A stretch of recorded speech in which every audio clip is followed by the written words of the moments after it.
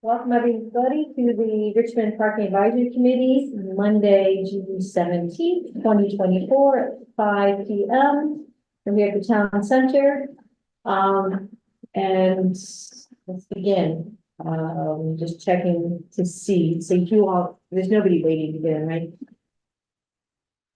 No. Okay, if y'all could help with that, I think that would be great too. Let's see, okay. The first agenda topic is welcome and any public comments. And does anyone have any email comments or anything that you've been? Any public comments for anyone? And additions and deletions. Additions and deletions to the agenda. Welcome. Anyone have any additions? Potential addition, maybe ask Josh to update us on the Jolly Brook parking agreement. Okay. And The then, newest version went out last week or something. I don't think they made it. Oh, yeah, there's still. okay, so I'm gonna put that in, direction goals for PAC, then we have, parking regs. You wanna just do Johnny Brook right before all that, no? Yeah, sounds good, okay, so we'll do that right before. Okay. Look how we got there, good. All right, anything else? Wow. Just make sure we have time for everything on Josh's agenda. Yeah. Right. All right. Welcome, Josh.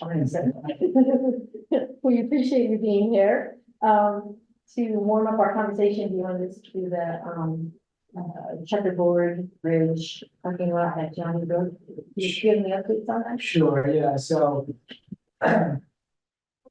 As you all know, the state is looking to get us under a 5-year agreement. We've been under, I think, 3 1-year agreements the last 3 years. The first draft they sent over seemingly put all of the responsibility for the swale of the parking area sort of around onto the town. So we pushed back, said we're not going to be responsible for your full stormwater permit. Took a little while. They did come back with another draft of it last week, which I thought was a lot better. It was still not quite what we wanted. Our attorney was going to cut their attorney a little bit. So unfortunately, we're at a step now where our attorney shared a draft with me. I approved it. It's going back to them. I think hopefully we'll see another draft from them shortly. Really, so even their agreement was better. It was more focused on just any damage caused by the parking area. The town will be responsible for there, which I think is reasonable to assume. But the initial agreement talked about any damage, basically full on maintenance, so we don't want to get into that. And then there's, I think we need some amendments to the map. It just showed the nose-in parking, and I think we had it so there was nose-in parking, and then there was some parking up towards Route 2 and up towards Johnny Brook. It was beyond the swale, beyond the stormwater area. So we wanted to make sure we drew that in as well. So it's a slow process, unfortunately, but that's what we've done. Thank you. Is there any questions? Yeah, I'm sorry, would you repeat the very last thing you were talking about after nose-in parking? Yeah, I tried to make sure that we also show the parking that's up against Route 2 on, I guess it would be the eastern side of that area. Okay, There's parking to the north and to the south of that area, rather than just the nosy parking off of Johnny Brook. okay, all right, thank you. And just for anyone else, so you come in, you dip down, and then you can go up, and I think that's what you're talking about. Yeah. You get upper, Yeah. like this. Yeah. It's very curious terrain. And Yeah, highly appreciated by people. no, I absolutely understand. There's always been some, or that people want to use it. I understand that, but I appreciate the clarification. Get it right. Once we get it done, it'll be 5 years. So that's really great. Thank you. In fairness to Josh, every time that we want something tweaked, this has to go through 6 or 8 signers at the state level. And the state people don't know as much as the division people do as far as the situation we have. So there's an educational aspect to it as well. So I mean, Josh is on this, you know. Appreciate that. So we, next up is discuss future direction goals of PAC. With town meeting manager, with town manager, I think I'll start this off just by saying.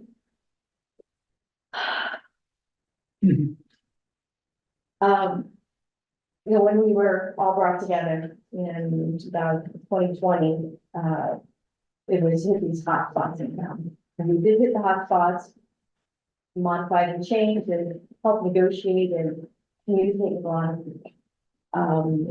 And some of us feel like what's next should be the direction for maybe a deeper mission.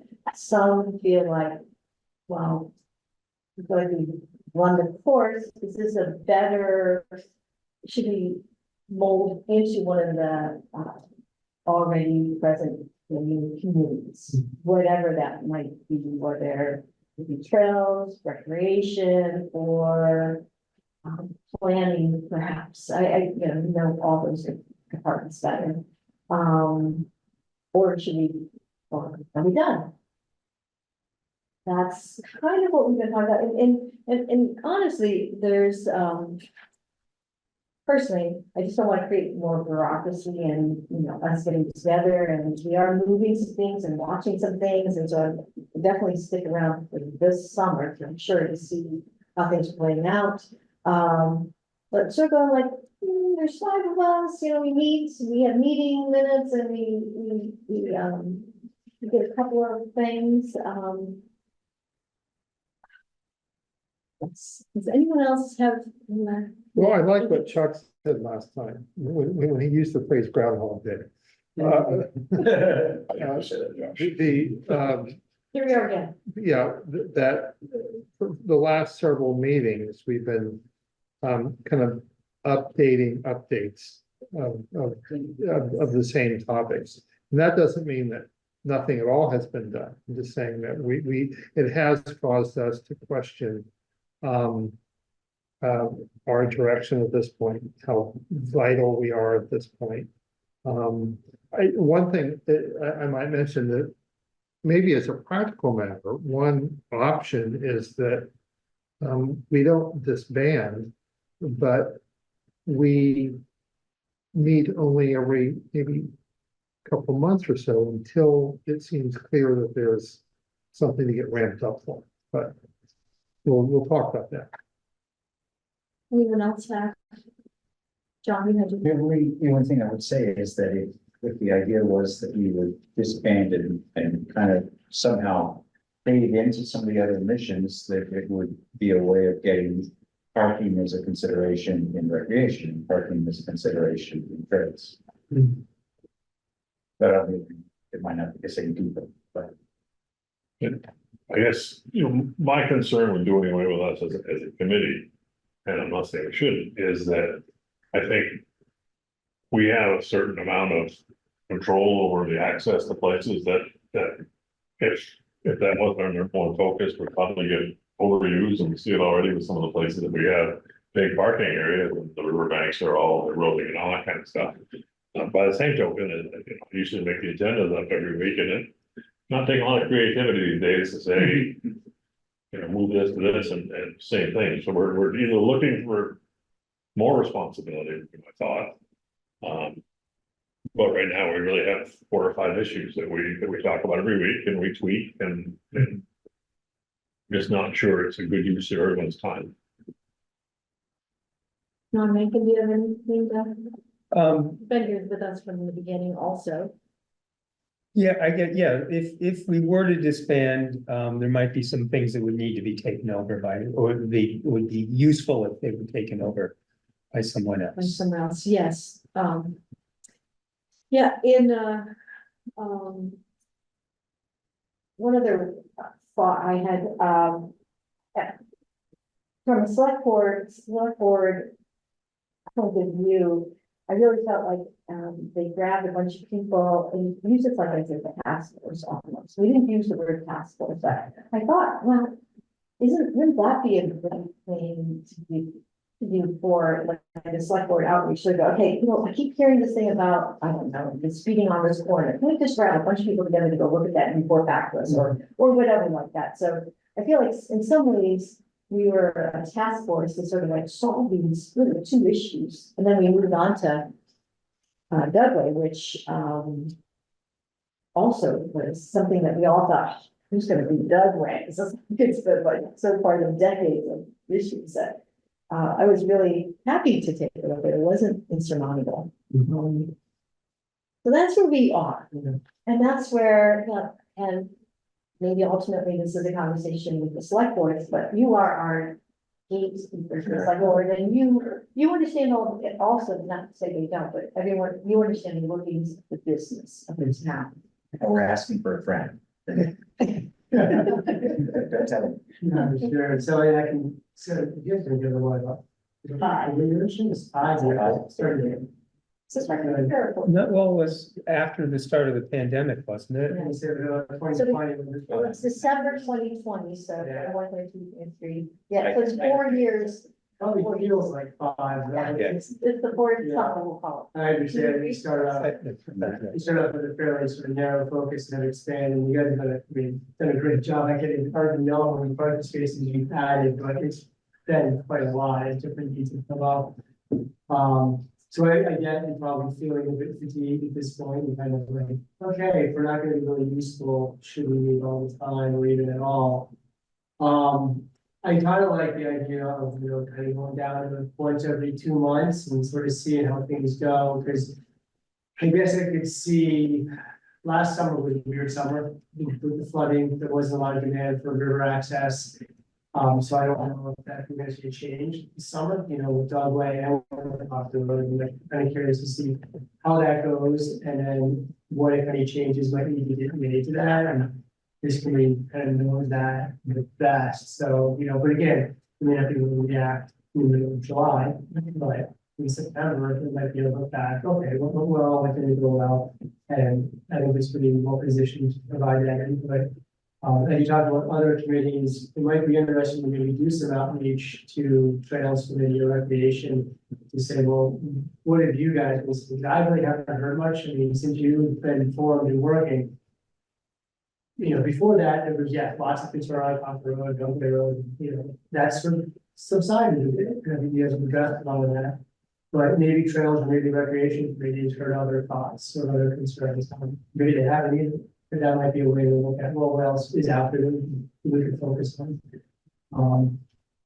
But I can certainly see meeting less frequently, because you don't want to feel like we meet every 2 weeks, or once a month. Sometimes once a month, Yeah. sometimes every 2 or 3 weeks. It's a lot. I mean, even once a month kind of grinds into me after a while, where you're like, oh, I gotta get that meeting and prepare for that.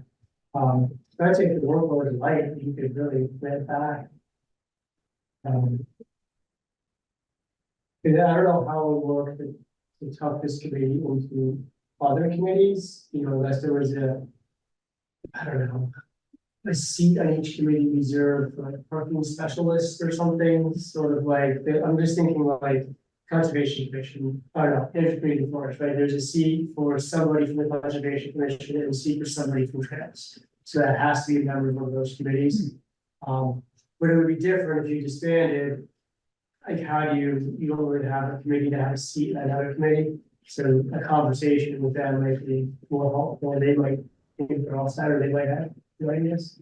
I think it would also need like a mandate from the select board to say, okay, recreation, parking has to be a consideration. I think, their idea, trails, the trails people are trying to get people onto the trails as fast as possible.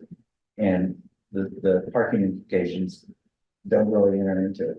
I mean, I'm sure they wouldn't intentionally make it, but you gotta really, unintended consequences you gotta look at. So they'd have to, not just a person going over there, but a mandate. Yeah, I think so, and that's where this committee could probably be helpful. If they said, we're thinking about bringing a trailer here. Where's the recreation program? How does that work? And maybe there's nothing else out there. You just want to squeeze all the juice out of this orange. But, you might also look at trying to become some other creative solutions too. And that might be where if you meet every 2 months until something comes out and you go, oh, there's a project. Maybe we meet more frequently until we solve that project and we'll come back. Josh, picking up on your juice out of the orange comment. Is there anything that comes to your mind that is a current need that is not being addressed? Yeah, like I said earlier, there's nothing really that's sort of knocking on my door right now as far as parking goes. Until Thursday. Don't forget my. Oh, yeah, they're trying to get, yeah, could be, maybe we'll live up that a little bit more. You know, I mean, volunteers green sort of pops in my mind a little bit, it's not really been in your purview, just because of the increase with farmers market, and little league and soccer, it's a good gym over there. I don't know what you really do, there's a lot of parking in the area already. But yeah, as far as like swimming pool access or trail access, there's nothing that I'm seeing that's like an urgent need right now, or that's been getting a lot of attention. I think one of my concerns, I guess, about folding us into other organizations is that a lot of what we do doesn't fall within that criteria. You know, where does Dugway Road go? If we're folding ourselves into the Recreation Committee or the Trails Committee, it doesn't really fit. You know, that's, and East Cochran Road, the same way. I mean, these are some of our hot button things. Certainly Johnny Rick Road fits in nicely, over Rockford, we could make that fit in nicely. But not everything fits in there. It's a good point. And speaking of not fitting in there, what we haven't mentioned is probably half of this parking issues, revolve around when it's owned by the Richmond websites. We have a great communication with them, but that's not, you know, it's more like, hey, we need some more parking off, you know, here to get people off the road there and, like, and they also like that a lot of committees are already thinking parking. So as they did Gillette Pond, they're already thinking parking. And so if nothing else, it's kind of like a motion out there. The other issue that we you know, working with Pete, he's our second-hand person here, he should come to our meetings, he's fantastic, he's got great ideas, and we really work, you know, with him beautifully. Enforcement's another issue, and how does that communication happen, like, how do we know what's going on with that? I mean, we talked to Andy, sure, but, I see an area where you have perhaps better communication or know what's going on, or sort of saying, you know, have you, transfer to PBA, have you seen any of this activity, or can you let us know about this activity? How can we improve the communication with that? They are busy people. I know it took me several months to get a hold of them last year, just asking some data and I'm in trouble. How can we improve the communication, or should we improve the communication? Yeah, I think we'll probably start with the Chief Fulbridge, as far as what he's seeing. And I know just prior to the flooding, there's quite a bit of activity of ticketing and towing cars, and I don't think much happened after that, you know, right, that big issue. But he could probably should be able to provide a lot of how many tickets are getting written and patrol. We were able to get that last year. Yeah. And is that helpful to the committee in some respect, as far as like, that way you know where people are going, and you know where. Not a surprise. A large amount of things in some area, you know, like, oh, there's a need for more parking or more signage. Shelter. I think in one case though, when there was some question about Gillette Pond, whether everybody was getting tickets, we were able to, you know, actually say, no one got tickets. Oh, So that was helpful. Yeah. But I would say though, on the enforcement, you know, we've changed the regulations, and if it isn't seen that they're enforced, Yeah. It's not that good. it won't count for anything. And unfortunately, that impression that they aren't being enforced would last. And so I kind of think you almost need to lean into it at first. Yeah, That's and our- especially on Dugway, I know that was sort of strategy last year, because about this time last year, we started parking, and I remember quite a flurry of tickets late June and early July, and they were getting closer to warmer weather. You would get exact attention, we were listening. Let it be known, and now that we have more signage up there, hopefully it's more clear as well. I was enforced the other night rolling through, so I got Where was that? official warning. Just right here at the intersection of Cochran and Ridge Street. Oh. Did you identify as parking advisory? Because I did that. Flash your No, badge. no, I said, No, I I got like, Allison was like, really not. That was, I got a scolding, like, Yeah. exactly. so maybe an even earlier question is, I think we've all assumed that enforcement is part of what we should be talking about. Is it official that it is our business? Seems to me it is, but I just want to, sometimes, I mean, we've always liked the attitude that we'll tell people where to park. right, That implies where not to park. And we can't control where people should not park. And as Pete says, you can put all the signs you want, Diane. Yeah.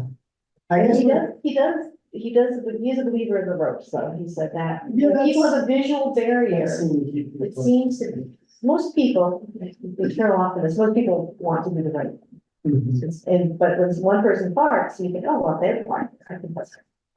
No, the halls, especially if we're not familiar with, but, I'd say if there's a specific spot you think should have enforcement, let me know. I can talk to the chiefs about enforcing that area.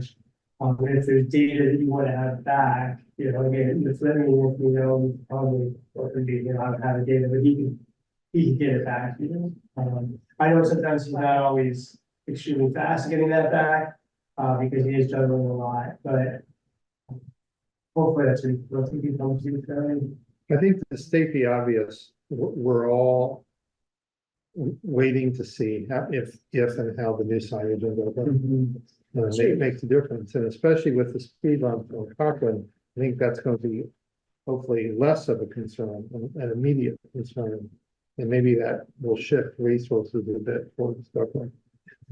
Josh, one question about volunteer screen. There are 100 spaces there now. It seems to work pretty well.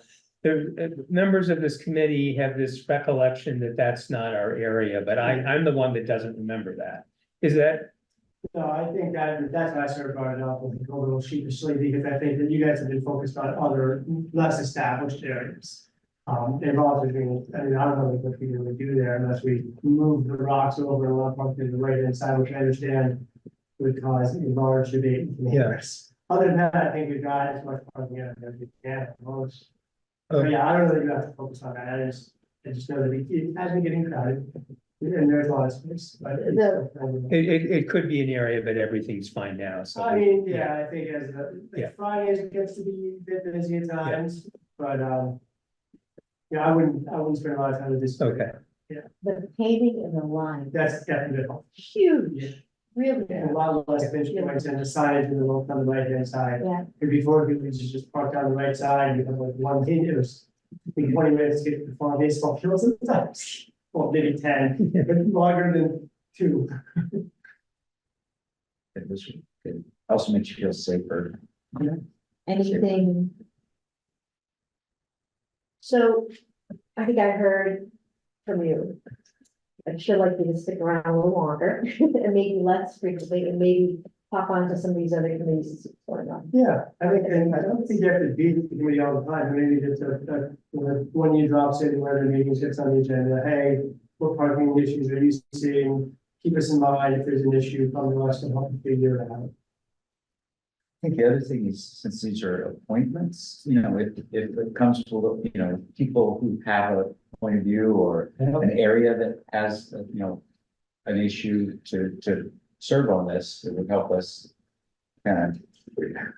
Yeah, I think I was thinking about you guys the other day, and I was hearing concerns about Phase Corner.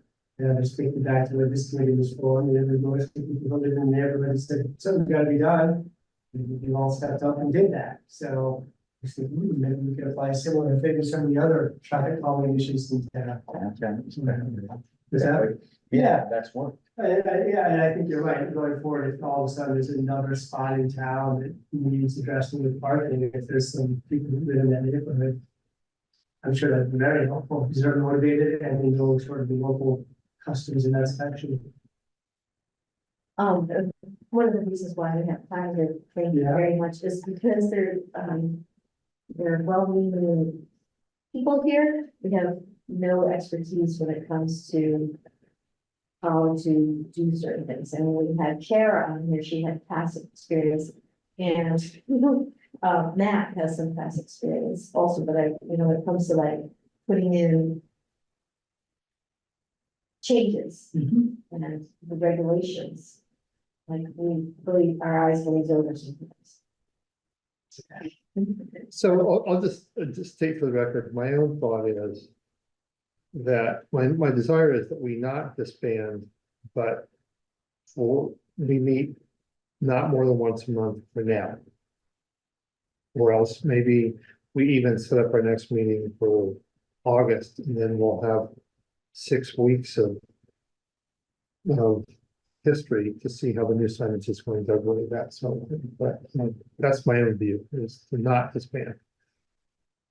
I have the time, so I can Yeah. stay on the committee for now. Plus, it's very important for resumes. That's a joke. Badge, uniform. I have a feeling we're gonna meet once in July. Once we go through this week, 4th of July is always interesting. And then peaks in July. Believe it or not, August things start. All right,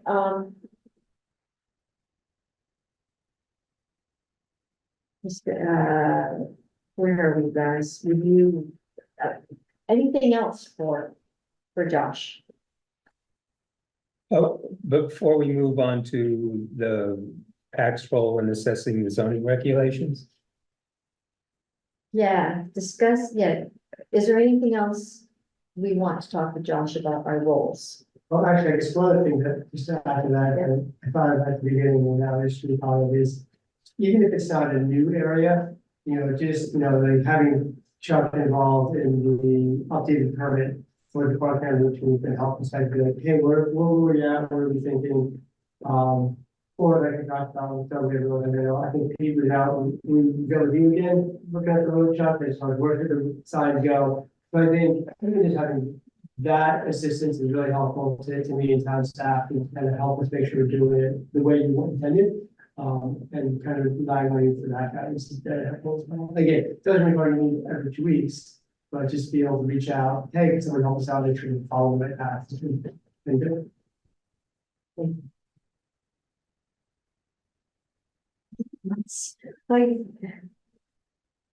How's everyone feeling? We feel like. Any other questions? You want to talk about this later? Any other question for Josh? I guess the only thing I would say is that we are going to stay active, even if it's less frequent, that we should be actively looking for people to roll in so that people can roll out. And that, I think, that might be more visible to you and to I know I said it, but I think an potential, you'll find us 2 more candidates or something, maybe or 3, or I don't know. I don't think we had anybody this round, there's nobody new, was there? It doesn't have to be, it doesn't, I understand what you're saying is that it's great if it's somebody who lives in an area that's adjusting, but I'm thinking like Kevin, or somebody who has traffic interest, or somebody, or just somebody who's got a great, public spirit. It's a great way to learn about government. Yeah. No, you're right, it should have to be somebody who's then able to just. Yeah. As a matter of fact, sometimes it's Or maybe, Better. maybe shorter, what's it called? terms, Terms, thank you, shorter terms. I think our shortest term is 2 years, right? term limits. You had a question? Yes, I think what my takeaway with Josh is the most important thing is that we're all kind of like-minded. And Josh is kind of telling us, you're not missing the big picture, you're not missing anything, you're kind of doing what you're supposed to do. And I think that's important, and we know that the private discussions we have between us are kind of in line with what Josh is thinking too. So I think that's what I get out. I agree. Sometimes it comes up like should we be reporting to a select board? And we're gonna like, you'd be our gatekeeper on that. And say, hey, you know, they wanna know about this, or you're gonna attend this meeting because of the topic. That'd be helpful. Sure, I can definitely let you know that, but also feel free if you want to spend 6, 8 months and you say, hey, we want to do a brief update. You know, let me know, like, hey, here's what we can see, we work on, they, you know, that's when proactive outreach is also helpful. I think last time we were there was for the ordinance change this winter. So, you know, maybe we could check in again this fall to say, hey, we added the signs in, here's what worked.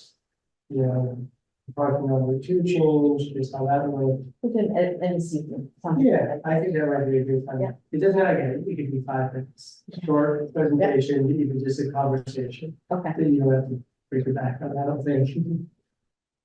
all right. No, someone else, thank you so much. Yeah. Really, really appreciate you being here. Well, thank you for all of us, you guys are right.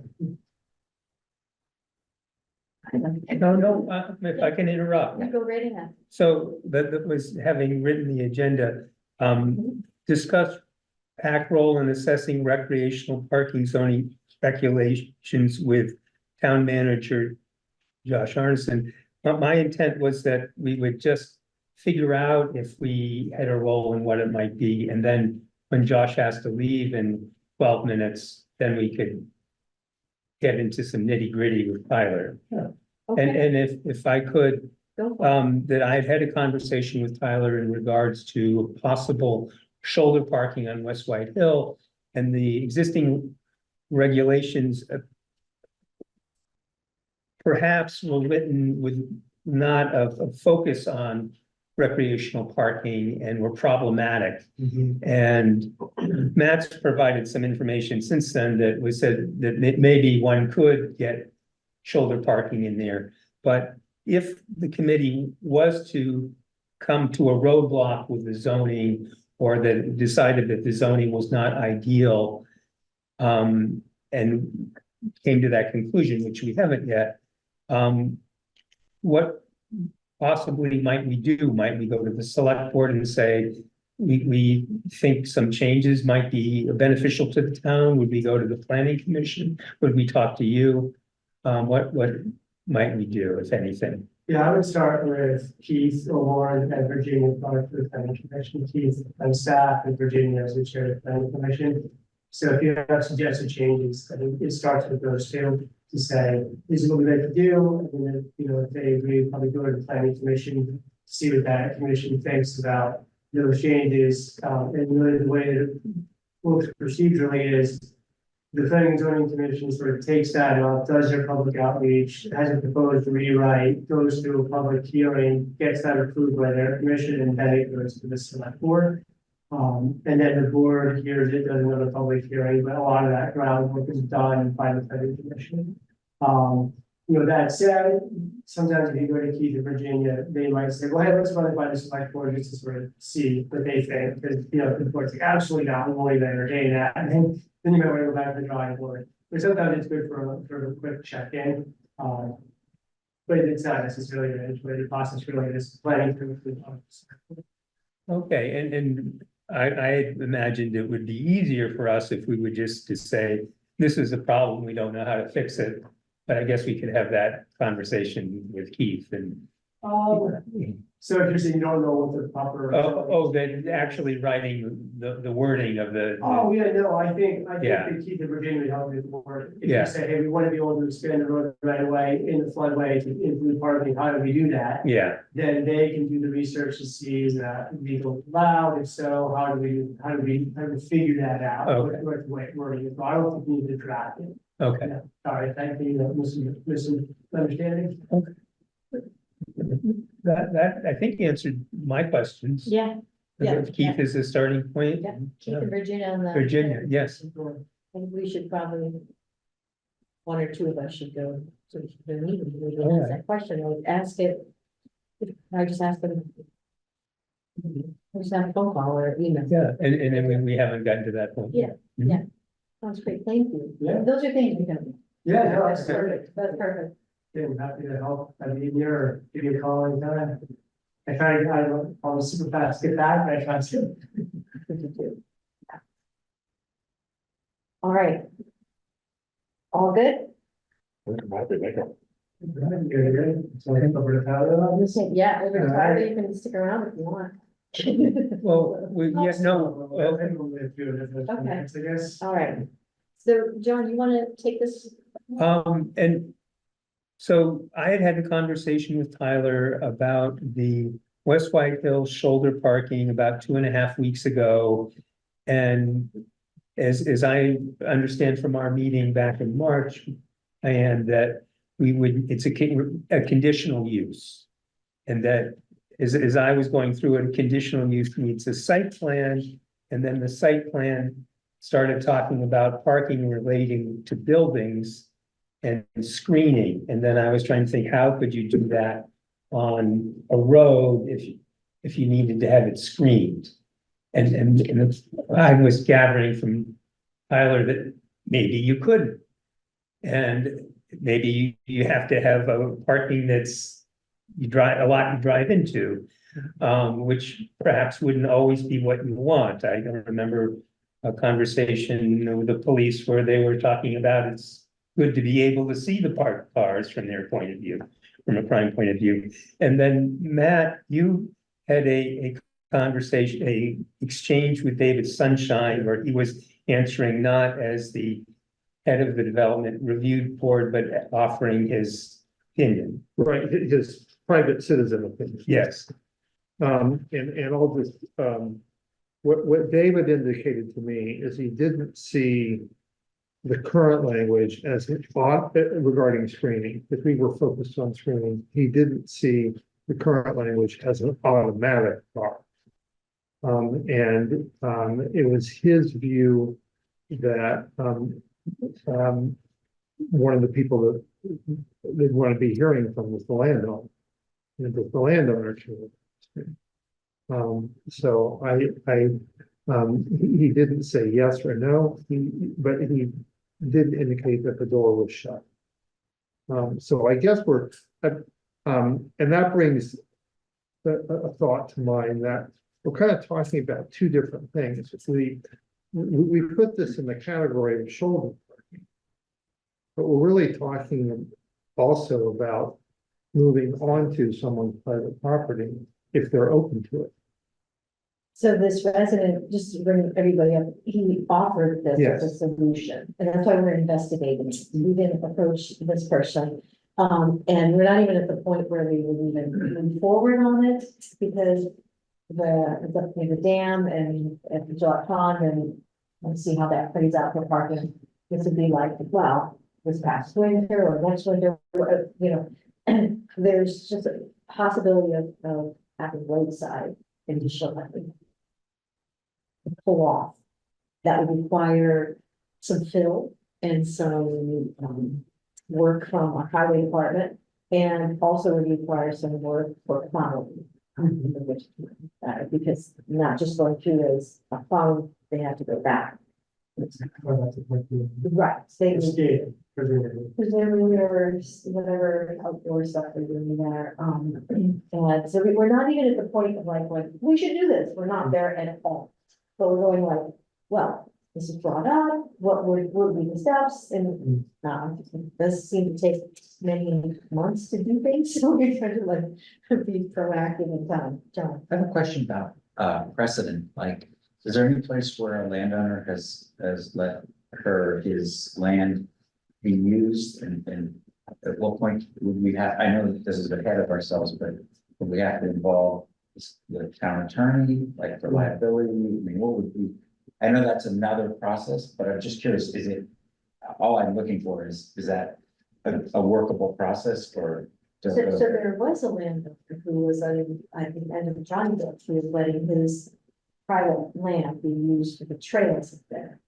But he was reaching maximum. And he was just doing it out of his own, so he Yeah, wasn't. because he through used an the trails too, agreement with yeah, the town. other people could park there when it got a little bit too much and Parking or just parking. Parking. that's and then we park down the lawn. And he was, yes. That brings up a really interesting, I mean, if that were to happen to the landowner, and you take him up on that, Is it an official thing or it's just, it's his permission, yes? Actually, but I was trying to understand, is it half in the right of way, half out? Or Well, like yeah. fully pull off? There's the side parking, yeah. That's exactly what maybe I was trying to articulate earlier and should have said it better, is that, aren't we really talking about not just the shoulder, but moving on to private property? Okay. And so, that's going to involve some sort of coordination and consent.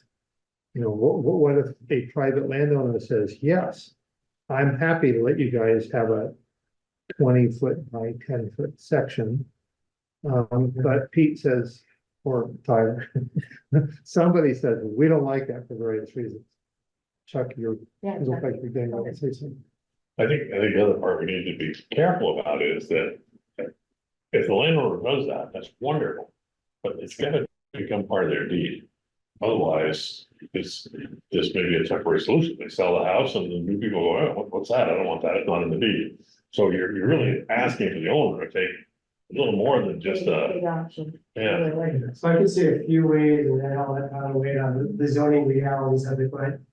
One could be the landowner could say, okay, I'll just open it up for private parking on my land with no agreement with the town, and also responsibility for it. But I'm sure that opens up a whole can of worms with zoning, he's already shaking his head now.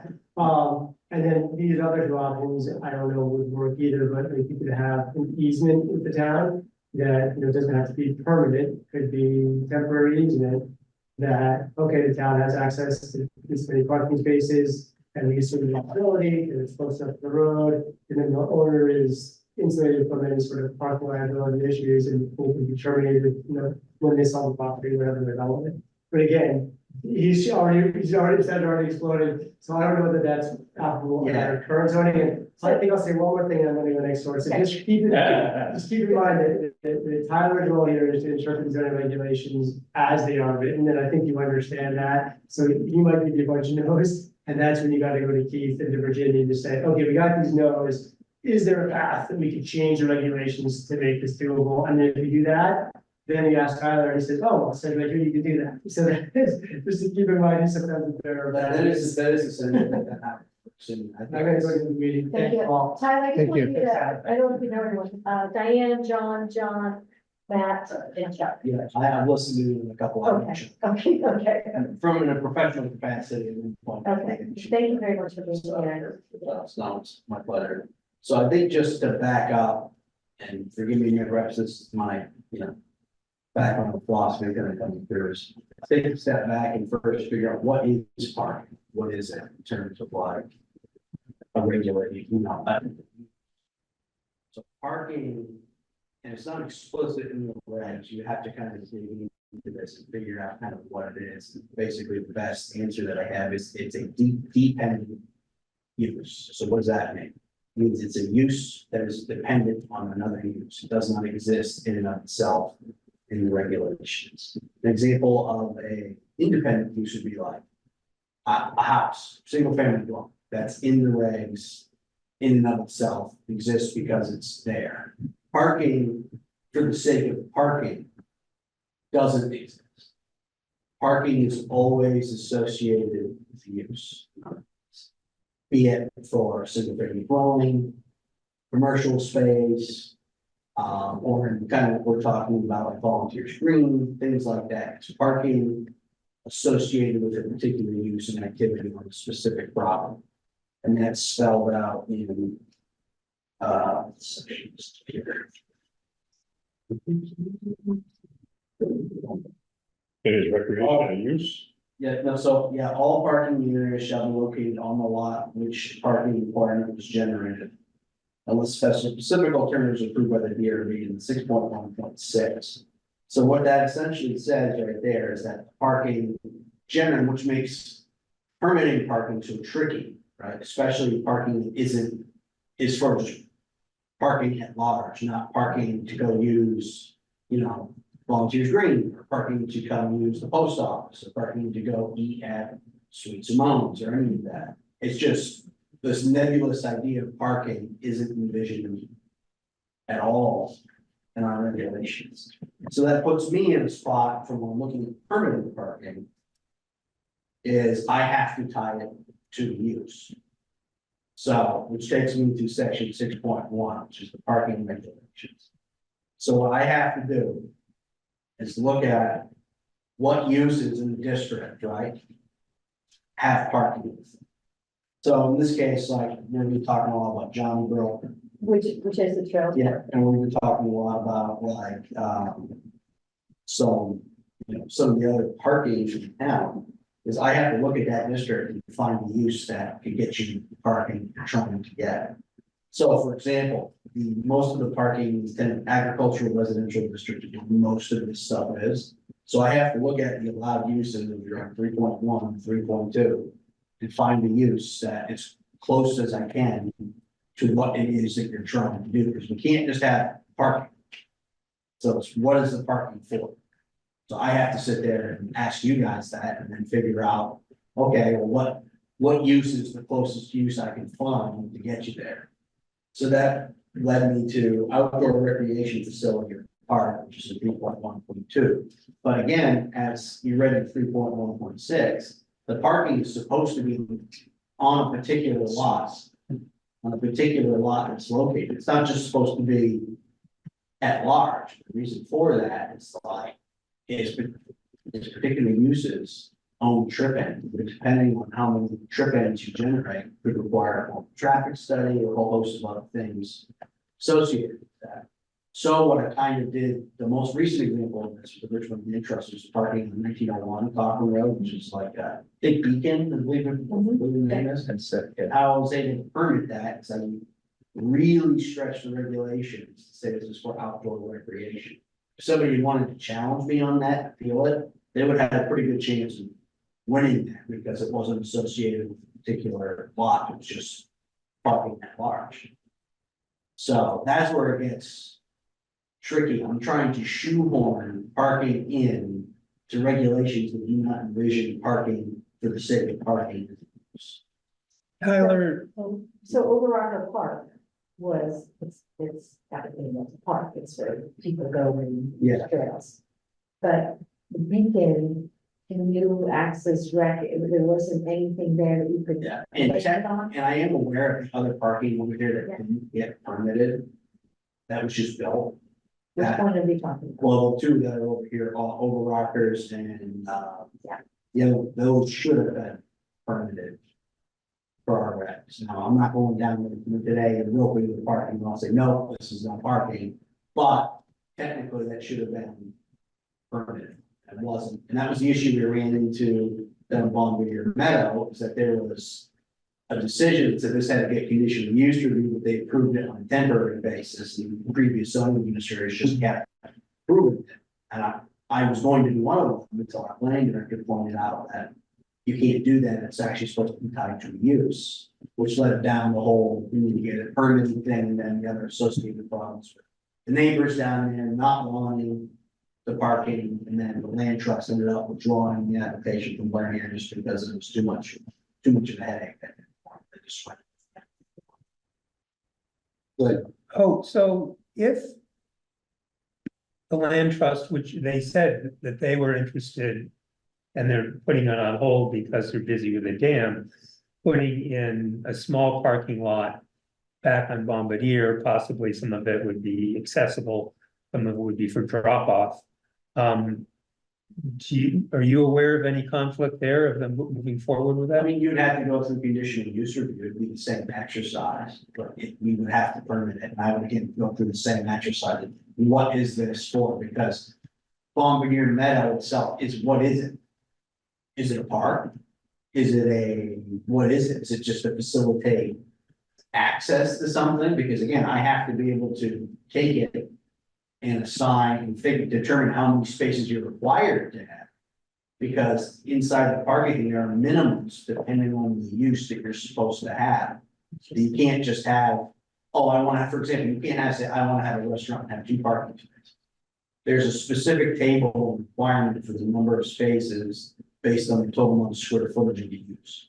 Right, so that's why I have to sit there and use a whole table that starts on page 59 goes through to page 61, and I'm also supposed to, if I don't have it here, consult the ITE, I forget exactly, it was a formal traffic, oh yeah, no, I had the same reaction the first time I looked in. I was just laughing because you have such facility with some part AD. That's admiration. I've looked at it for, I'd like to say I had a good read. So if the DRB were to approve the conditional use permit for 5 spaces in Bombardier, do you immediately, and maybe you can't decide now, does that sound plausible to you that that could move forward? It's possible, again, but you'd have to get through the public would have an opportunity to weigh in, there's no guarantee that the board would approve it, and now here's the thing. It's important to remember, the review board process, it is theoretically supposed to be a political process, meaning it's essentially a large box checking exercise, right? Where I look at what is your use, what are you trying to do? You send in your application materials, you check all the boxes needed to satisfy the requirements for that use. Either you do, you don't, to varying degrees. And then depending on how many boxes you do or don't check, if you check all the boxes, you get an approval. If you check most of them, you'll get an approval with some conditions. If you don't check the majority of them, you don't get an approval. But would generally leave things out for you. But you passed on to the development review board for the parking area at the Beacon Preserve. Yes, and I used section 6.1, so I said, okay, and I literally will do point. I said, okay, all parking spaces shall have a minimum width of 9 feet, maximum length of 18 feet, so that's all your parking spaces have to have that. Do you know, who went before the DRB and did they have to make a site plan? I'm wondering. Yeah, full professional site plan was done for. So they probably paid someone to do that. Yeah, or they had some volunteer work, I actually. Oh, okay. So the land trust has done this multiple times. Yeah, okay, yes. Yeah, but yeah, they had to, the DRB has some latitude to weigh whether or not it needs to, how formal it needs to be. But again, if they weighed it, people could challenge it based on the fact that they didn't hold people to strict standard as you should have, and that's really, the board does have a lot of latitude with that, so. I guess it takes us to more like shoulder parking kind of issue that you talked about, which is the issue that I kind of got involved with just what the first memo was, we'll just widen the shoulders out. Yeah, again, we're investigating. No, absolutely. So trying to understand, like, well, this kind of makes sense here, could we do that? And I think one of the in our minds, I speak for all of us here, that the Gillette Pond seemed like, a resident came to us and said, hey, you can use my land. And so in that case, it would be like, if we were to bring that forward, the use would be overflow parking, but what you're overflow parking from the parking that exists at the dam, with one of 6 or 10 spaces. That are being constructed. Yeah. Yes. Well, when they're full, say this winter, and people still want to go skating, that was the idea, that was the intent behind it. Right. And again, one neighbor said, yeah, use my land. Obviously, the other neighbors have weighed in. Well, and the tricky part with that is you can't just say, hey, I park here, no problem. Yeah, it sounds Parking like, has to meet certain standards, surfacing requirements, access permits, ADA compliance. It's a process. It's not just throw some dirt down, knock it back a little bit, and here you go. and Tyler, are you also suggesting that the landowner would have to actually convey that parcel to the primary, like, recreational? It would be conveying parcel, but they would have to apply for a use. Then whoever owns the property owns that use. So That's- you were talking, and maybe I was confused, you were talking about the use has to be tied to the land in some manner. So if the land is not in and of itself recreational, That's what it's. That's exactly right. then doesn't the land in some ways have to be, I'm just speculating, would the land have to become part of rely Like on this, and this is where this gets, again, I am trying to shoehorn something in Okay, to something that it is not designed to be, because yes, based on that little interpretation, you would not have been, I would not been able to permit bombardier, you probably would have been able to permit overrockers, or any of those, because the recreational activity is not occurring on the lot. That's the issue. So I was stretching, trying to figure out how can I stretch this in such a way, because I'm bound by section 8.1 of the regulations, which says I have to interpret the regulation literally. So I understand that other towns will have other recreational. Change, and I'm thinking of like the memorial bike path. Yeah, I live in this. There you go. So like those are, you know, those parking, which I think is fantastic, but parking is for the use of the bike path, right? You could argue that, and again, each town has its own zoning regulations, so they may have a dedicated parking use, we don't. The parking is always associated with a use, it's not a standalone, hey, I, like, if Chuck Farr says, hey, I'm gonna put a parking lot here. Just for people to park, can't do that, it has to be associated with something. That's the way we are in the town. You could have a joint parking facility, but that's even more complicated because each business would have to, anybody who's applying to have people park there, you'd have to account for those trip ends because that has implications, Okay, other implications. So like you have shoulder parking, right? So for example, here, let me give you an example of where I would or wouldn't permit shoulder parking. Right? Let's say hypothetically, that there was an AOT standard that for whatever reason required Pete to have 5-foot shoulders on the sidewalk, right? I don't know what that would be, just hypothetical. And people happen to park along, right? Mhm. That was incidental to Pete widening the road, or let's say in him widening the road, let's say, you know, like a Cochran, it's got that large and that up. Let's say for whatever reason, if the shoulder was long enough that people could safely pull off the main road and park there. think about that. That's, the zoning regulations would be mute to that. However, if Pete says, hey, I'm going to bump this out for the explicit purpose of people parking. Now we have to meet the parking standards. So how does this, so you could, the only way you can have parking. I'm sorry, so I don't I talk to the appreciate back that. of your head. I appreciate that. I've been watching you on the screen. No, I'm sorry, I was kind of like, didn't want to steal. So we can have a parking, but it's gonna be tied to a specific use. Yes, in all cases. That makes perfect logical sense. How do we apply that to what we're doing at Johnny?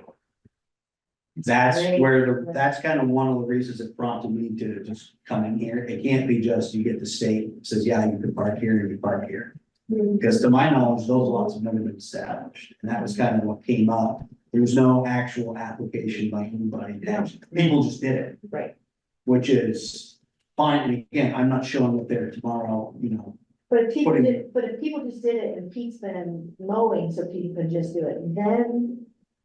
That's true. If somebody were to complain about that, say, is this a zoning violation or not? Are people allowed to park here? The answer would be no. So the next part of that question would be, If it's not permitted, I don't know for a fact it's not permitted. It's not permitted, I would say. we look at 3.1 and 3.2, and those, that's a listing of uses that we can apply the parking for. Yes. And I have to find, can I find one that fits what you're trying to do the best? And that's in the town. That one. So what does it take to add a tenant to that? In other words, add recreation or something to. So that is again, it's a plan, it would be a process. You'd have to go through the planning commission. So Keith and Virginia would have to get on board. They'd have to flesh out what recreational parking is. They would have to, you know, define that. Planning commission would have that public meeting, you know, then they would come back and vote on it. Then it has so many days before it can be appealed. Then it's official. Once it takes effect, you're just dealing with me at that point. If it's a permitted use, you're just seeing me with a zoning permit.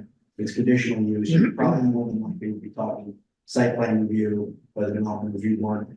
You could see that happen, like something that's, it would be a permitted use, meaning that they can't not approve the use, but they're just defining what the use has to look like. Meaning, okay, let's say we can't say you can't have parking, But we can tell you we need to screen parking trees, or you have to have X number of spaces, or it has to be hard tops, or it has to be this. Again, that's kind of what something like that would look at. Like an example of just pure site plan review would be like the work that was done with the bank up the street here.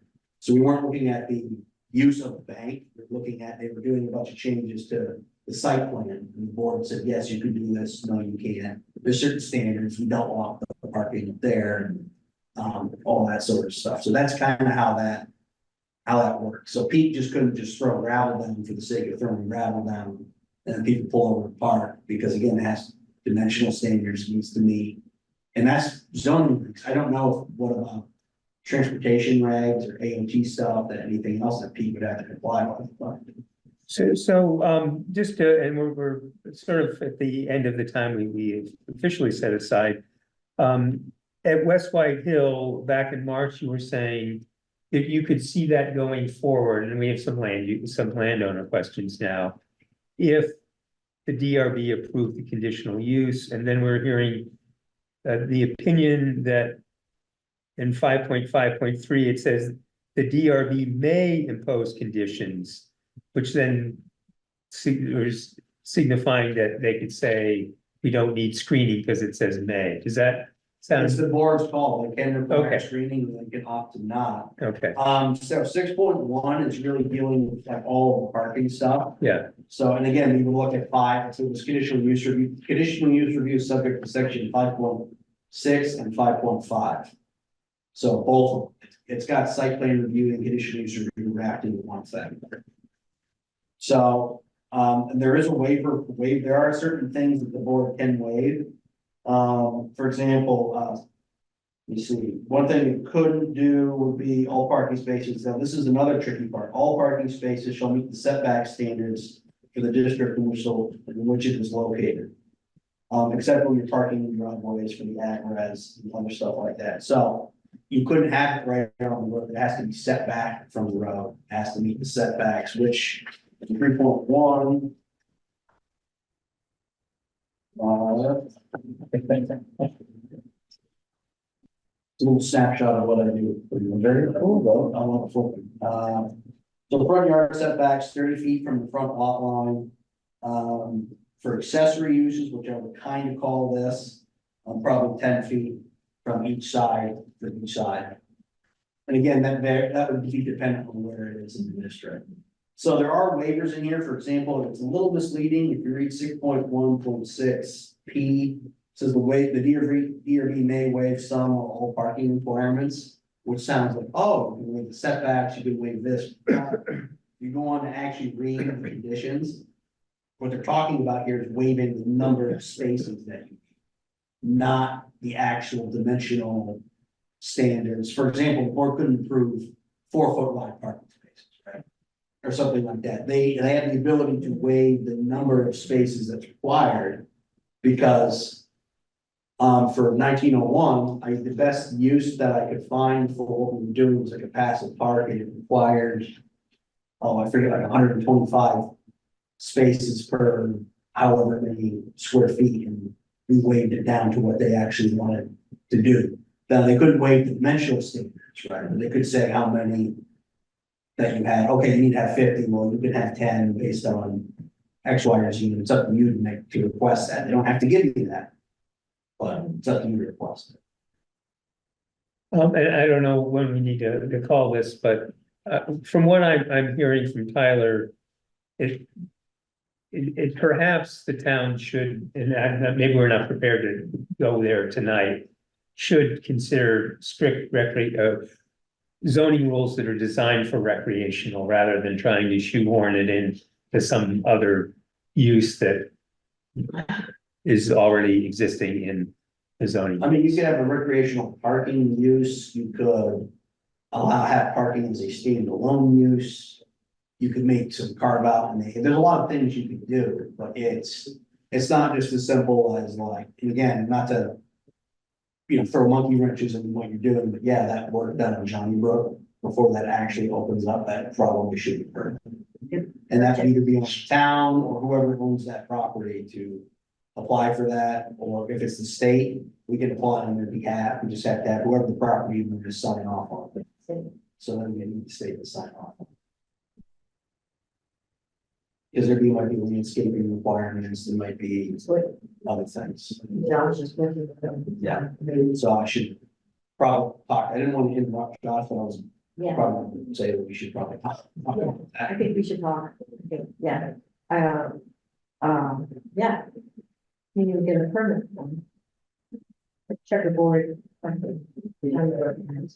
All right, on that last note of, changing regulations for the recreational parking use for, you know, other towns that have done something like that? I have not, and I don't need to. I did not research that, so I can't speak intelligently to it. I do know there's a wide variety of regulations. For example, I think under Adjourn, much more like robust trail regulations. We have a lot of trails here, but it's ambiguous as to whether or not they should be permitted, not what it is. I've been arguing for especially injured community forests. Instance, all those trails up there need to be permitted. Whereas somebody had, and we won't get into the nitty gritty of that, but I've met with them about that as well.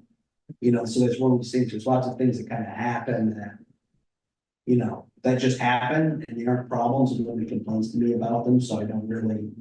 Go looking for that particular problem, but if somebody brings things to my attention or stuff like that, that's when I kind of So is that, have to get involved. is that permanent parking over there? And use community forest, I believe it is, the trails themselves. They need some, they're allowed to have trails, but there's some problems, I guess, over there. Did, what formula was made to say, oh, we need this many? I have to go pull their original decision, because I was looking at it more last year because they were trying to, as they're putting together a plan to build trails, they thought they could just build trails. And that's not quite, unfortunately, not quite what they can do, just because there's development on the slopes that are there at 12%, which have their own regulations, there's it's the fact that what they applied for was a conditional use, which requires site plan review, which requires showing trails. And the trails that were shown not on the original approval. So the issue is, well, any changes to. It's section 5.5.5. Any changes to an approved site plan that they check a certain criteria count as a major site plan revision. So there's a host of some big ball and pulling the thread, you pull off 5 others. Gotcha. And you know, the parking as being an afterthought is often what causes these issues. So, and that's, you know, the conservation that the Richmond Land Trust, which is personally, you're doing a fabulous job. There's these sites that just people want to go to, and You're not gonna keep people out of the use. Right. That's not gonna happen. right, Or Bombardier Meadow. or I even can- like the gorge, that was a, you know. I saw Umiak down, people down there the other day. I'm sure they were doing some work to get ready to drop people off there. And people wanna go there. I mean, that's part of the charm of Richmond. We have Huntington Gorge, respect the road there. You're not too far from the local potholes too. You know, you have the news to itself. Yeah, a business in town that caters explicitly to the tourists looking to do that. You know, you're the closest thing that has that outside of Burlington. Mhm, So I mean, when North Beach has got cyanobacteria exactly. outbreaks. That's So- exactly. Do you handle like commercial use, so here. I'm sorry, how are we doing on agenda? We're 10 minutes over. I'm continuing 1 second, and like, so how, working in a residential area or the shifting of this commercial use? Well, that was part of the thing, so you would have to be, so once the use is established, right? It gets tricky as to regulate, right? Because the tricky part for you guys is getting it built. Once it's built, right, to get it permitted. People park there, whoever would park there, and there's not gonna be anybody there, excuse me, are you parking to use this? Because you don't need crowd for recreation, or are you here for a commercial purpose? You're not gonna catch that. Even if you banned like, oh, Umiak can't park, I don't know how you would even enforce that, and that would be really a civil matter, it's not a permitting that, I can't regulate, I can't go, you know, to Chuck's, oh, Chuck, we don't want this business to operate on your property, we can't prohibit, as long as it's an allowed use, I can't say who he can and can't allow to use that use on his property. No, that's really up to the land trust, because we can't, Exactly. it's their land, it's not being used in accordance to their rules and their charter. And they should be the ones that blow the whistle on that. As we found out, we can't call in a problem on the land trust land, because the answer is. It's not your Not your property, it's not public property, you need to call the land trust. Yeah, and it's a civil matter, really, I can't, you know, get in that one or the other. Now, let's say if, not sure, if somebody was decided, let's say the land trust didn't own that, Chuck or whoever, business owner, said, hey, I'm gonna open up this recreational parking area in the Bowie Act, use it to access the river, that's something you can regulate. Gotcha. Well, Okay. bring us back bring us back into some time here. So I didn't mean to bombard you with a lot, it is. No, it The is takeaway is it's more complicated than what you said. absolutely, That's what. that's the takeaway. And a bit naive on my part for some of this. Just pull over there, part. But shameless plug, we do have an opening in the development review board. So anybody, I did put an ad in front porch forum. So if anybody is interested, we have one full-time spot open. It's a lot of fun. You get to look at this stuff. Ad nauseam. Ad nauseam. John, And nothing else from me, but we might put this on the agenda for whenever we meet next. Yeah, fantastic. okay. Wow. We probably should wait for Matt to come back to see if he wants to close us out also. Now I'm just finishing up and letting Tyler go. Do you have anything for him? Yeah, we're gonna put it, more discussion on the agenda. Side, yeah. Yeah. Sort of this. Yeah, exactly. We need to absorb this. Let's see what's next. I'm always happy to come back. If you have no specific So much. questions. Yeah, I just wanted to come in because it is complicated and that's why I figured I'd rather have you. Not that you, John, do a good job of articulating what I said, but I just figured it's better to hear it from the horse's mouth than to have people Chapter and verse. trying. The gospel according to Richmond, yes, I have that. Right here, it's the newest version. Wow. I'm always happy to entertain something. You might not like what I have to say, but I will do the best I can to convey it to you. I think you're gonna save us a lot of time going down a dead end. Yeah. Yeah, that's exactly. Exactly. Well, that's what I just didn't want people to do is like, I see everybody, you put all this energy, it's this great creative idea. And it's a lot of good stuff. You got the neighbor involved and that's awesome. And then it runs into this. And I just hate to watch people do that, especially when they put so much of their own free time into doing it. I think people will waste it. If I can help get you there, I will. Like I said, I don't see this as being a roadblock. I just see this. How can I get as close as you can the way you want? Sometimes it is a hard no. If it involves a floodplain, it's generally a hard no. But if it's not, I'm willing to. Provided I can justify it on a literal ground, if I can stretch it enough to get you in there, I'll do the best I can, no promises. Thank you for coming. Thank Thank you you. very much. My pleasure. Name Johnson. Well, this is just me, so if I had to flip through here, I would Okay. actually save you some flipping time. Thank you so Thank you very much. much. I really appreciate that. All right. I'm jealous of the AC action. Yeah, this is- A bit too much. Yeah. I'm not ready to mess. They're gonna be always. Did you get chapter 3, some point? I think it's Luke 2.1. Yeah, This will be a little bit longer than usual. but I think he's interpreting, I mean, he's not making it. No. I think we can catch up here. Imagine that All right. job.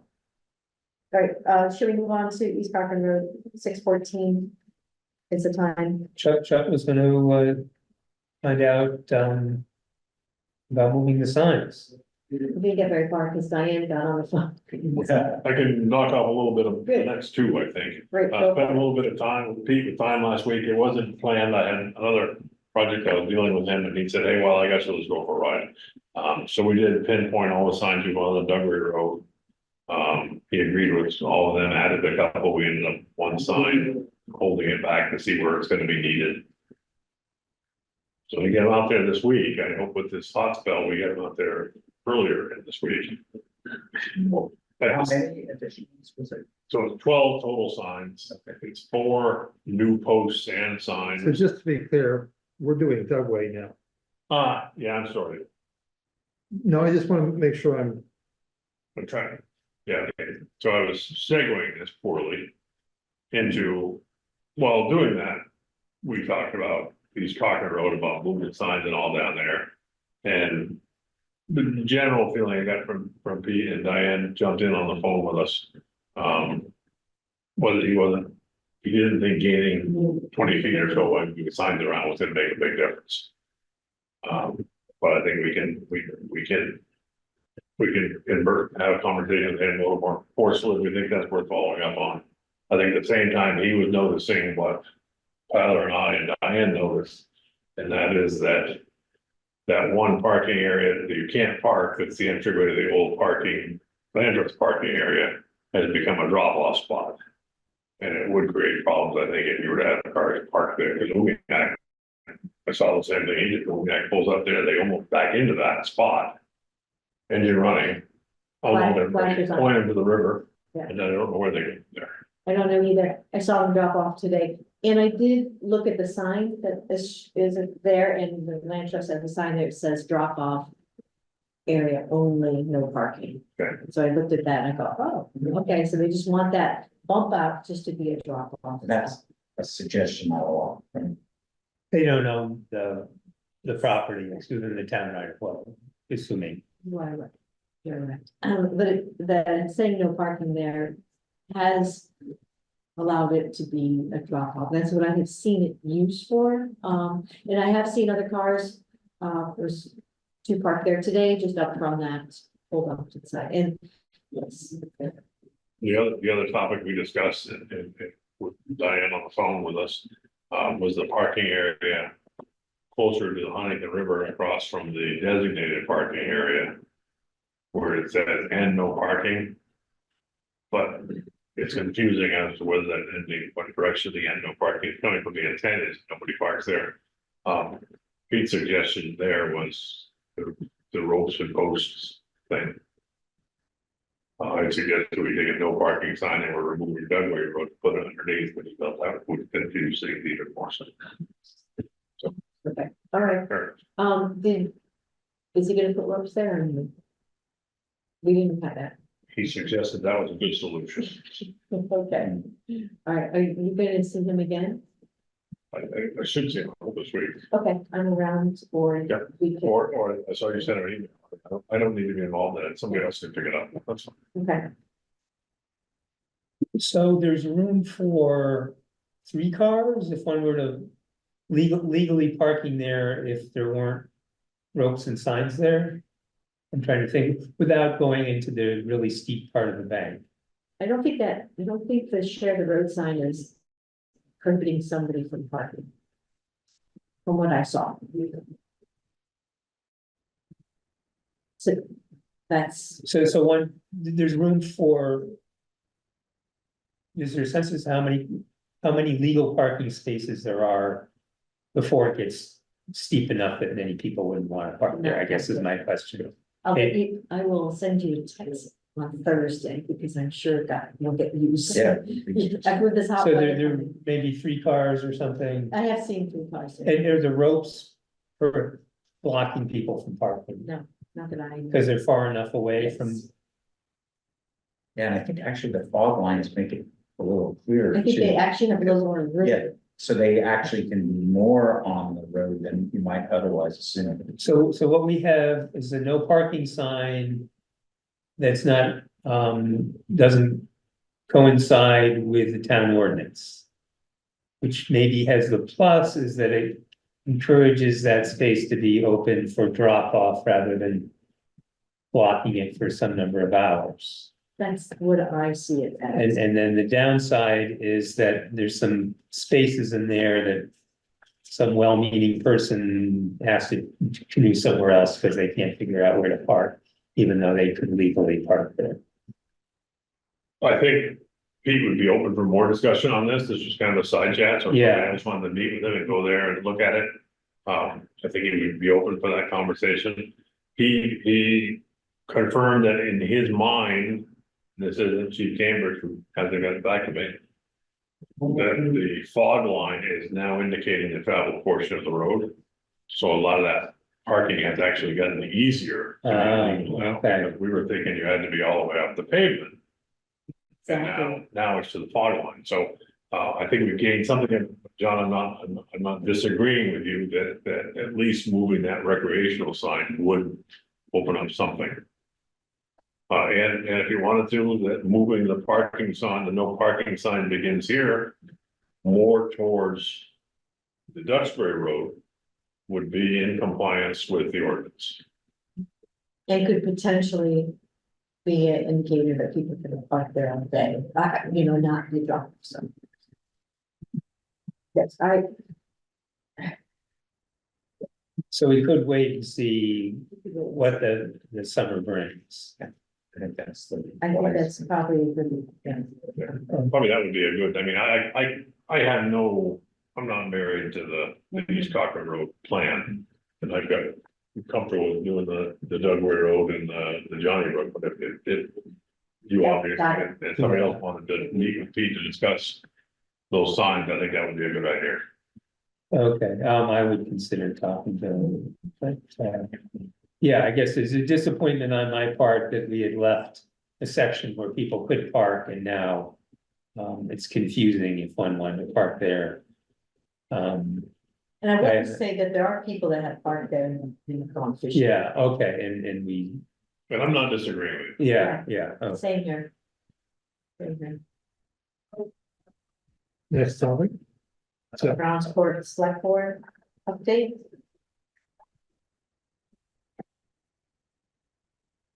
Anybody have any today? you. I did see that the Brown Sport people were presenting to the select board as we were leaving last meeting. I have nothing to add to what was said or approved. All right, Do anything that probably should read on that? I don't think so. I think that's much. Browns Court. Yeah. Sits on the property. That's right. Oh, So there wasn't. Yeah. I was just curious if they're in.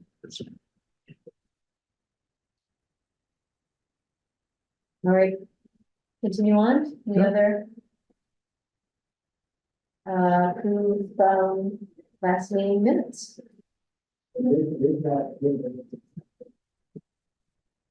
I read them, I vote to. Always get this wrong. Yes, can we? Approve them? What's the Make a thing? motion? Yeah. Motion, yeah, motion. I to approve. second. Yeah, thank you. Aye. You're in favor? Aye. Right. Thank you, Matt. welcome. See you for next meeting. Diane, you had suggested, that you felt we should meet sometime in July. You mentioned August and. Well, no, I was just getting ready to say, just for you guys, I'm on vacation and unavailable the entire week of July 22nd, the entire week of July 29th, and half of the next week. Nice. So we would either have to meet before or, I think it's the week of August 5th. Yeah, This shouldn't sway your plans, but I am totally unavailable the week of the 8th and the 15th July. So 2 weeks before you're unavailable, I'm unavailable. Okay. What was the thing is, with Josh was saying this, well, maybe we don't need till August, but we probably do need to meet in July just to compare notes. Is that something we could wait to see? Or we're pretty sure we're gonna need to talk in July, don't you think? Well, After the holiday. we are down people in July, down to this year that. Yeah. But I mean, I was bringing that up because could we just bypass? That's what it sounds like. it sounds like we almost have to, because if Chuck's out for those 2 weeks, I'm out the next 2 weeks, Yeah. sorry. That means we'd only be able to meet the week of July 4th. That's only That's 2 weeks not- away. That makes no sense. So what about the week of August 5th? Are people around? August 5th works for me. I think so. Yeah, So wait, I don't think August fifth, we could, there's select board from at 7 and water at 6. So we could do another 5 to 7, perhaps. Or we can even decide from or another day, that's why I said the week. I would like- Yeah. water and sewer and select board both meet in the big room. Oh, do they? So we didn't hear. Oh, okay. Thank you for that. I didn't know that. So I think we're okay for the 5th. Is it okay if we say the 5th and then if something comes up? Let's confirm with emails. Okay. Yeah, I will probably not be in Richmond, but I might be available remotely. Well, we could also go. Let's say would you like to say the 5th and do it remote and we'll just check in with everybody? I'm okay with that. Okay. Next meeting. I'm gonna bring a sweater next time. That's funny. No. Will be, here, August 5th. Thank you all. Item for the next agenda. I have one copy for that. I'd like to see how East Cochran Road is Yeah, I think going. a check-in and. Yeah. And then. Yeah. Yeah, but, we are gonna have to permit Checkers House parking on Jerry Building. It's gonna have to be permitted. Well, I'm not sure. Yeah, I mean, this is, I think in a way, this permitting thing is good for us because it really, I think it's gonna get the town on board with us as how we want to improve that parking area when the time comes. It's the big concern to be protecting the swale, which is Yeah. kind of what we want to do. Right? I noticed the other day,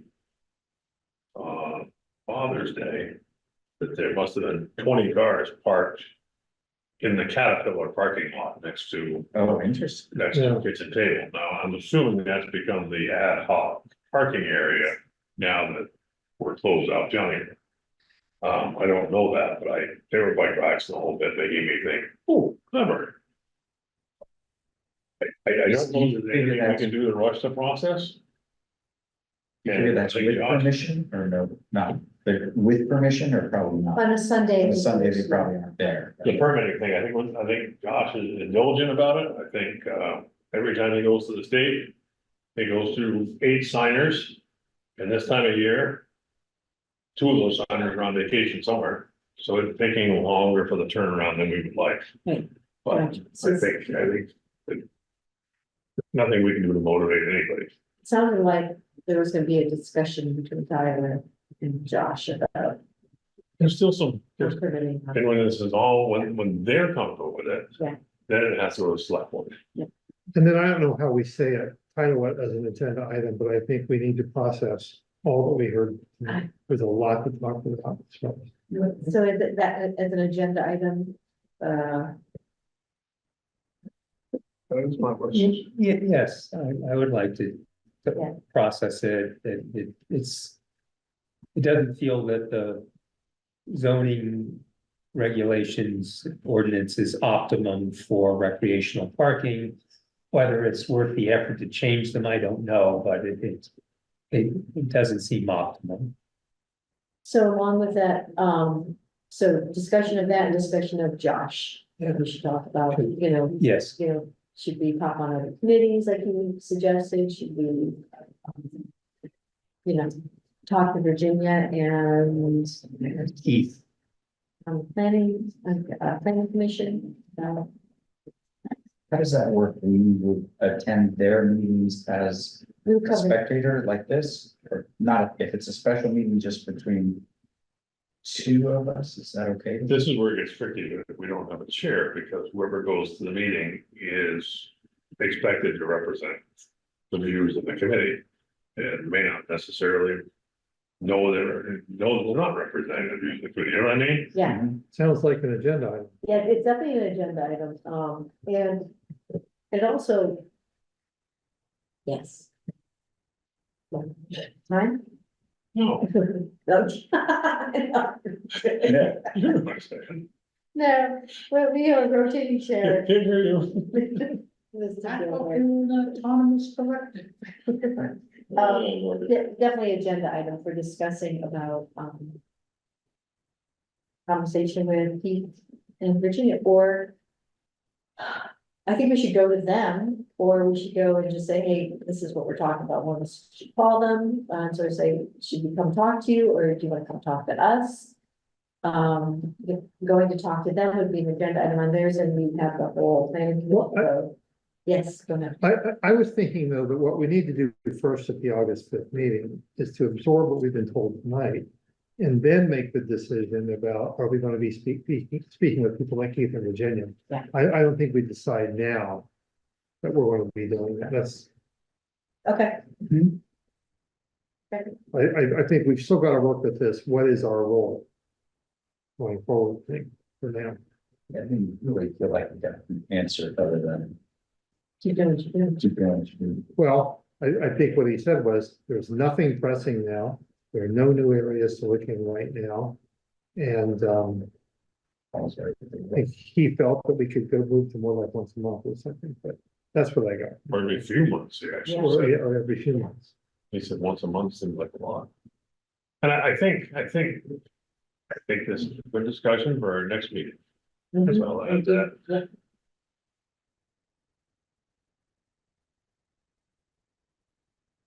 That it?